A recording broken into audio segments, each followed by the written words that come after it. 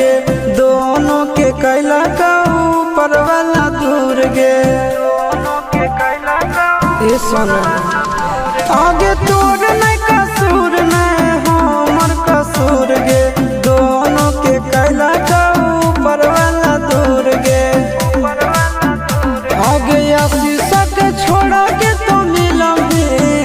चिंटू या न जान से आगे सोना